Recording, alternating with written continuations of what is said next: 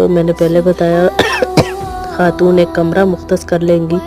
اپنے اعتکاف کے لیے جہاں وہ نماز پڑھا کرتی تھیں، اور پکانے کے لیے وہ باہر بھی آ سکتی ہے، لیکن کسی سے بات زیادہ نہ کرے، کسی سے بات نہ کرے، اور اس کا شوہر بھی اس کمرے میں آ سکتا ہے جہاں وہ اعتکاف بیٹھی ہوئی ہے، لیکن وہ ضرورت شدید کے بغیر باہر نہیں آ سکتی۔ اگر کوئی اور کھانا پکانے والا ہے تو ویل اینڈ گڈ، بہت اچھا ہے، وہ پکا کے اسے دے سکتا ہے، لیکن وہ باہر نہیں جا سکتی۔ پھر اگر کوئی نہیں ہے تو اس صورت میں وہ پکا کر جلدی جب کوئی نہیں ہے تو وہ جلدی پکا کر کمرے میں آ جائے، اپنی جگہ پر دوبارہ آ جائے۔ اس میں وہ فون پر بھی بات کر سکتی ہے، اپنے شوہر سے بھی بات کر سکتی ہے، شوہر اس کا کمرے میں آ سکتا ہے، وہ باہر نہیں جا سکتی بات کرنے۔